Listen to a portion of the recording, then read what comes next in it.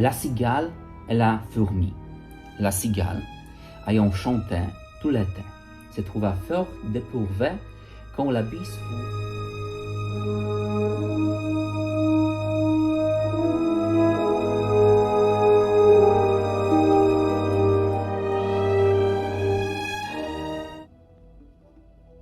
Hello, great people of YouTube.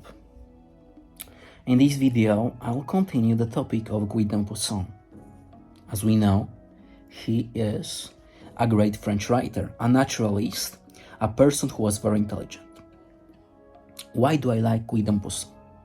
Well, first and foremost, Guy de Maupassant was a naturalist, and that implies that even though he was writing books, he was trying to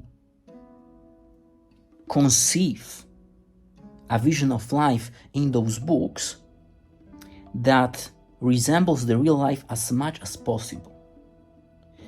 Let me get this straight. There is a lot of usefulness in creating utopias and fantasies. For example, one of the greatest philosophers that ever lived on earth is Plato. And Plato was mostly talking about ideas, so about things that are somewhere there, in heaven, in some fantastic land, in our souls, and so on. And whatever we do here on earth is just like a l'image faible. So like the picture that's like weak, the picture of the ideal. And let me get this straight. It's very important. It is beautiful to have this kind of idea about something that is worth pursuing. For example, love. We need to understand, mostly love is not as great as people think it is. Sometimes it is real nice. Like I already told you about her, but let me remind you again. We, Polish people, had a great woman in our history who was Marie Curie Skłodowska. And she was in love with her husband, Peter Curie, and they loved each other, and it was a meaningful relationship. And also, personally, I know people like this. Mostly old people, but it happens, like very pure, clear love, where people trust each other and they help each other, and it's real nice for both of the sides. But those are actually exceptions to the rule, and that's why they're so unique and so valuable. That's why we think about Marie Curie Skłodowska, about those old people, that wow, what a great achievement. It's not easy to achieve something like this. And to be sure of this, we can just check up the statistics. You know how many divorces take place in Poland, for example? Not to mention other parts of the world. Interestingly enough, the more developed the country, the more divorces it has, So like people, it is as if people did not know what to do with wealth, Instead of creating robust working relationships, they do divorces, Sad story. But to go back to our topic. Beautiful love is unique. Most of the love relationships are either animalistic, sad, tragic, problematic, lazy, or any other pejorative adjective you want to use. They are problematic mostly, Most of the love relationships are not about love. They are problem scenarios, which need solving, and that's not something that you should have in love, no. But we'll not dwell on the nature of love right now. I want to say something like this. It is nice when we have a goal and idea to pursue, like the things that were described by Plato. Perfect love. What it is? Well, that's nice. If it's unique to have a great love, then at least Let's think about this. Let's write a book about this. Let's think, okay, I think love is like this, and person B tells you, I think love is like this. It's actually like one of the dialogues of Plato, you know. Right now, I do not remember the title, but maybe it was whatever. You can check this, but if you are educated, then you know that Plato wrote many dialogues, you know, and one of the dialogues by Plato talks about the nature of love, and it's exactly this. You have people who are feasting, and they're like thinking, okay, what is love? And person A tells his definition of love, person B tells his definition, and they contemplate, and they dispute, débattre. Il se débattre. They debate, they think, they dispute, they discuss. And it's nice, you know, because the more intelligent you are, also the richer you are, the more powerful you are, then you see that the biggest pleasure of life is actually talking. That's why we should all feel very sorry and, you know, we say, okay, maybe let's not hate on them, because we say in French language, on ne tire pas sur l'ambulance. We don't shoot at ambulances, you know. Nie kopie się leżącego, as we say in Polish. Boom. You know this meme about Napoleon Bonaparte? Maybe I'll put the image here. There's nothing we can do. There's nothing we can do, you know. That's Napoleon Bonaparte looking at people who cannot talk, you know, who cannot create and hold meaningful discussion and conversation, you know.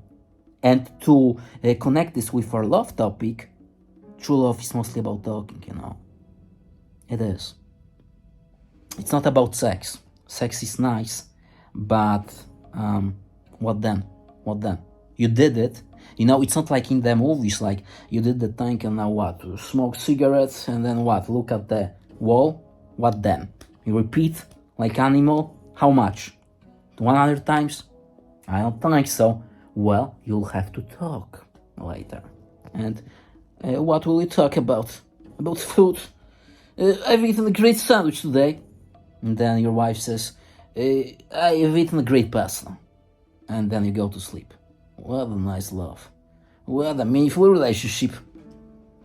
Well, I guess that just as Friedrich Nietzsche said, beautiful marriage is always about the ability to hold a conversation. And it's true. It's true. It is.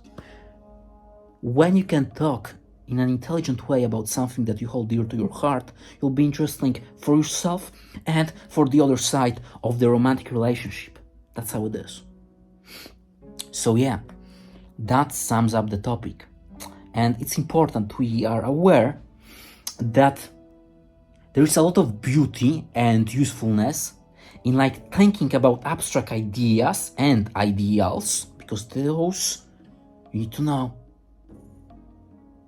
Those two are the two different things, ideas and ideals.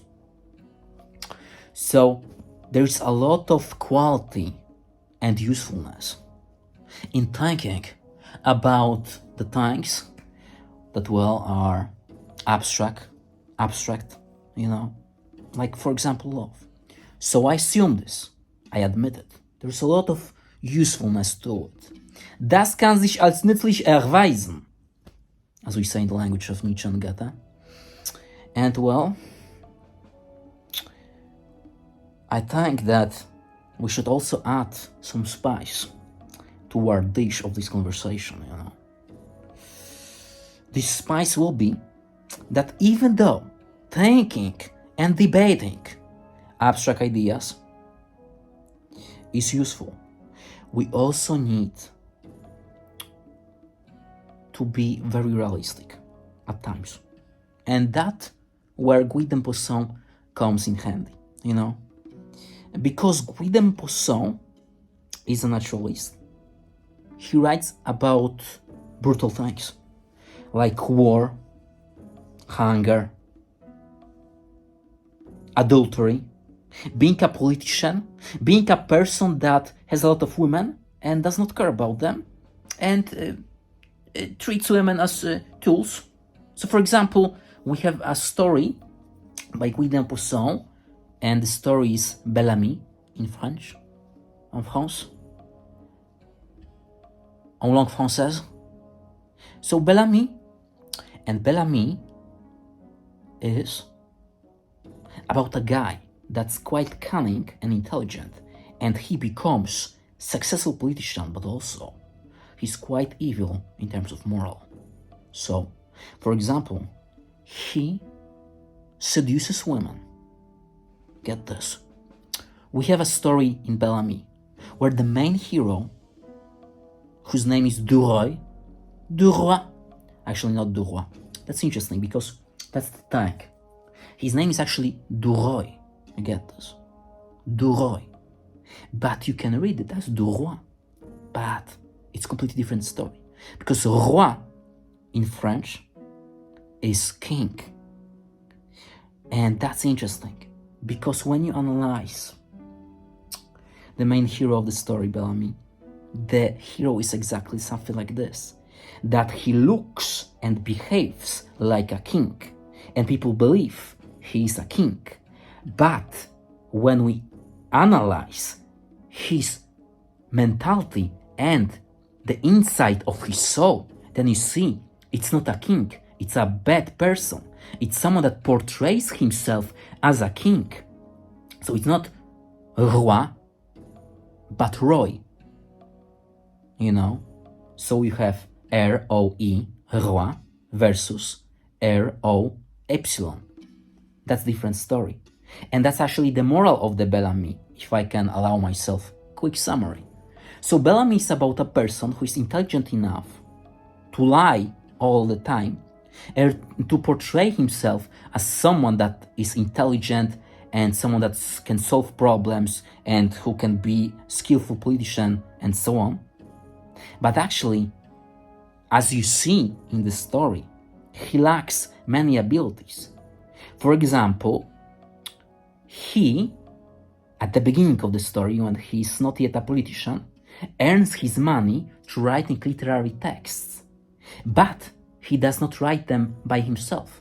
He uses the help of his friend, and actually later, he almost copies those texts. So he uses the work of other people, presents it all as his work, and people believe him because he has this coaching, almost like mentality of just marketing, you know, of branding himself, showing himself as the king, as le roi. But he is not a king, and that's very intelligent. And we'll continue the topic soon. Thank you, and see you.